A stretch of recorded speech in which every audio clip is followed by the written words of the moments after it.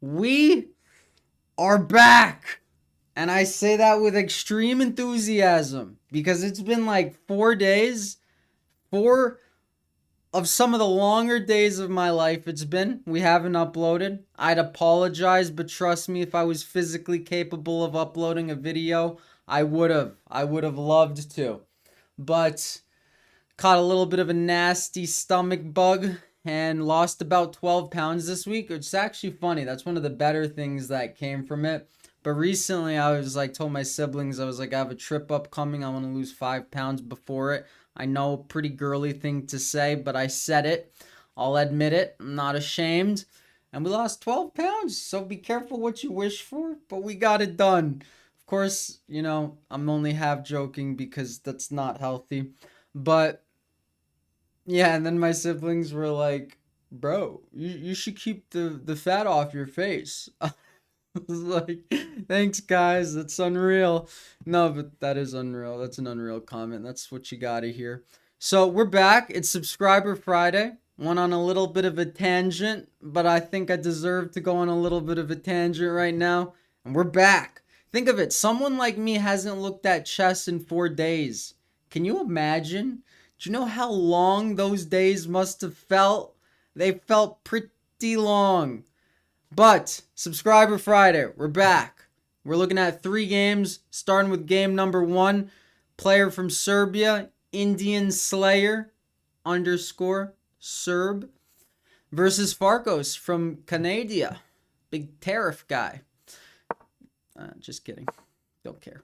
D4, D5, C4, we get a Queen's Gambit. We get Knight F6. All right, that's the Queen's Gambit declined. The Marshall defense. We get C5.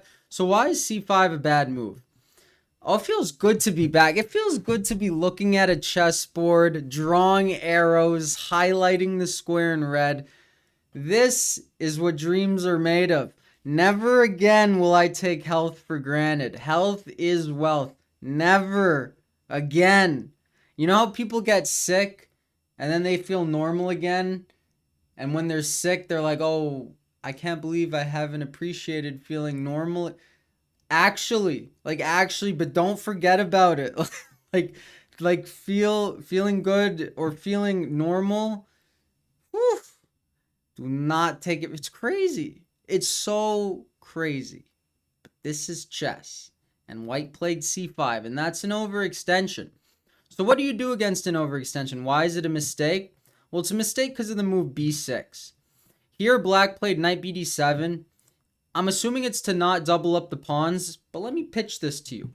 Let me see. What if you go b6? That's typically how you punish this overextension of c5, because typically you get the open rook file. You're going to be able to play for c5 again. You might get the open b file. You might be like, yeah, but I'm going to double up my pawns. Think of this, this is like how I play against a Trumpowski. This pawn structure is actually very good. You go f5, g6, bishop g7, knight d7, knight f6, castles. Life is fantastic. Now, apparently on taking, you could take with the queen. You're going to go c5, and I guess you have a battery, and they're super underdeveloped on the king side is probably what it is. Sometimes that's a poisoned pawn. Sometimes it's not. Calculate. But, okay, knight d7, knight f6. He avoids the doubled pawns. He goes e6. What is it? Is it the Slav or the semi-Slav structure? I don't even know the difference by name, but this triangular pawn structure, I've never liked it too much. I know you either break with e5 or c5, which looks quite difficult, but even with the e5 c5 break, just not the biggest fan of it. I know Karpov was very good at it. Well, I think I know Karpov was very good at it. See, b6, b4, the reason it's slightly equal now is because white had time to develop. Right, they had time to connect their rook and queen. So you can envision on a5, a3. a3 couldn't be played before because of losing a rook. a3 could be played right now because they will not lose a rook. So we still get a5. Okay, he takes rook. I love the fact that black took with the rook. Even though it wasn't the best move, I love this. Because a rook on the 5th, it's like, let's dance. Let's tango, let's brawl. It's just good stuff. You get pawn c3, takes. Again, taking with activate. If you activate the rook, you're just kind of a beast. Like, if you use your rook like this, you're kind of just a tank. Because it's like cojones. It's like I'm using my rook in the center of the board with all the pieces on the board because I'm just the greatest. And it's just good to think like that. Maybe it's not good to think like that, but I think it is good to think good to think like that. Stutter. It's also not good to stutter. Another fact of life. Rook takes c3. This video is all over the place, but I'm just gonna rock with it because we're feeling human. It's gonna take a little bit of time. All right, so bear with me. We'll be back to normal videos, I'm sure, tomorrow. No, I'm not sure because I'm not taking it for granted. Rook takes c3. That is a brilliant move. A rook sacrifice. If he were to take with the queen or the rook, it doesn't change his black's next move, which is bishop to b4, pinning everything on this diagonal. We got queen c2 getting out of the way, but it's still a pin. He takes the rook with check. Not too bad. Look at these snipers. See, you get rewarded for using your rook like a tank. He's like, I'm going to go to the center of the board with my rook. And then look at this. He opens up the board, sacks a rook for a knight. Got some amazing bishops. Life is pretty good. Trades off. All right, he's up material. He enters the position. Does not lose his queen in one move. Great guy. Pawn t5. He's like, get out of here. Just go back. And he comes into the position attacking the rook. That rook is trapped. White sacks a queen for some reason. And then, or not a, well, he does sack a queen because black makes a queen. Plays knight e2 and resigns. Do you guys know why sometimes people play a move and then resign? You'd think chronologically it'd go the other way around, right? If you don't even want to see your opponent's move, then why not just resign? Or why not don't resign and play till checkmate? All good questions. Now, we're going to look at a game. This is by a 900 that played like a 3000. This was the only game sent to me last week, but I only had one game sent to me, so I didn't make a video because it's not long enough. But 900 ELO plays like 1000. Let's see it again. D4, E5. I actually did make a video and then I didn't upload it because it was like 6 minutes. And I was like, this is like a song. It's like listening to one song. D4, E5. I think this is the England Gambit. And then he goes D6. There was one guy who played this. I forget his name. He was pretty good at chess though. I think he was a grandmaster. But D6, I've never given this Gambit any credibility. But this 900, he knows his stuff in this gambit, I'll tell you that much. Queen e7, the main move. First of all, pawn e3. What are you doing? What are you doing, my guy? But queen e7, the point is you're going to castle queenside, have a discovery on white's queen. Oh, this feels so amazing to be back and talking about chess. Bishop to g4, pinning the knight, castling queenside, aiming at the queen. Good stuff. We get knight to b1, you know. They say knights can go forwards, but apparently they can go backwards too. Knight b1. Is white not the great? Is that not the greatest move you've ever seen? Literally, what does that do? Like, okay. Oh, okay. Maybe he wanted to go to d2. Maybe he wanted to come to d2 to unpin the queen. No, it just doesn't. Maybe it had something to do. Maybe it was so high level. Maybe this guy's an alien. So high level. It's an amazing move. Probably not. Knight to b4. All right. I don't hate that move, right? Because if queen takes, have you been doing your chess.com puzzles? If you saw bishop takes h2, nice. You have. Or you're just good without doing them.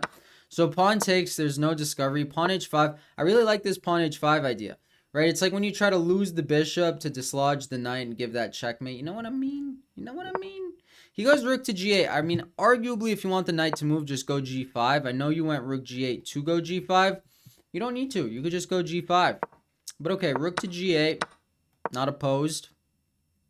The knight still comes to g5. Queen e5. All right, he should have started with bishop h2 check and done it like this. Because now bishop takes f4 will come with check. But he didn't do that. He went queen e5. And now, what is white's saving move? Well, it's f4. You might be like, en croissant. And then, yeah, but the knight takes back and aims at everything. And protects everything. But white missed it. He went g3. Takes a knight for free. We get king to g2. And now find the 3000 ELO finish that this guy found. Rook h2. Amazing. A rook sacrifice.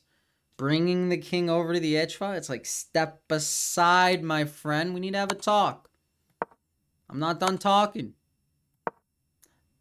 Your friends, get out of here. I'm not done talking. Checkmate. Is that not the nicest way to describe that? It's like a mate and 8. Nice job. Good game. Now the last one. Truth Sarge. Surge? Truth Surge. Truth Sarge or Truth Surge with the white pieces. I'm sorry. I should know that. E4, C5, Knight F3. All right. He's like, I don't want to play your closed Sicilian garbage. I'm going for the open. All right. This is like a delayed Alapin, and black plays D5. Now, D5 usually I would dislike, but actually against the Alapin, it's quite okay to bring your queen out, right? Because the pawn's on C3, so the knight can't come to C3 to bully the queen. We got D4. Now, black should take this pawn, dislodging the knight, and it is a bit of a free pawn, but he goes B6. Now it's actually the best that this pawn is still on E5. How do you win this? Find the win. The win is bishop to B5. You might be like, that can't be winning. Why is that winning? Well, it's winning just because of the immense amount of pressure. And if bishop D7, you just take. And you're just crushing. Absolutely crushing. But okay, we get E5. Bishop F5. It's a good bishop, right? Because dark squared pawn chain. Light squared bishop. Nice. Bishop to B5 pin. Black should go back. But he goes queen C8. Okay. Now what? What you should do is D takes. Queen takes D5. Kind of just bulldoze. But okay, we get bishop F4. Now, bishop F4, I would leave this bishop on C1 because you have this dark squared pawn chain. All right, so it's kind of hard to make this bishop good anywhere. So if you can't make it good anywhere, just leave it be on C1, where like you can maybe go B3, bishop A3 late. Or don't even think like that. Just leave it there. Because eventually pawns will be traded, and then you'll find the right square for the bishop. But okay, bishop to F4, bishop to E4, that is. Now, find a crazy move here.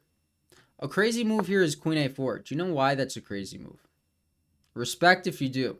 The reason it's a crazy move is because after king D7, bishop takes, queen takes, pawn E6 check. If the pawn takes, you fork the queen and the king. The queen, if it takes, that is an illegal move. And if the king takes, you win the queen. So you actually win a queen. So queen A4 that's kind of filthy.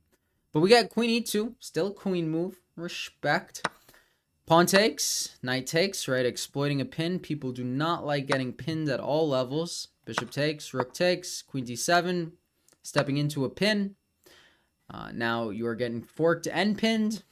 So black is getting demolished. Look, take takes, check. Amazing check. We love that check. Knight to B5, nice move. And then the pawn E6, great job. Creating a box around black's king. This king's not a happy guy. I don't think he is. I mean, I won't assume. All right, so G5, you see, white responded to black's threat, but your threats are far greater that you just don't need to, right? King D8, queen takes, checkmate. So if you lose a bishop but give checkmate, it doesn't really matter. So I would say don't respond to their moves if you don't have to. Sometimes you just don't have to. Damn, do you see my face? My family is right. Keep the fat off the face. Petition to keep the fat off the face. The face off the fat. No, the fat off the face. Yeah, that was worded correctly. So crazy. Knight takes A7, king D8, queen takes B7, queen checkmate. Queen checkmate. Thank you guys for watching. We are back. Have a great day. Boom.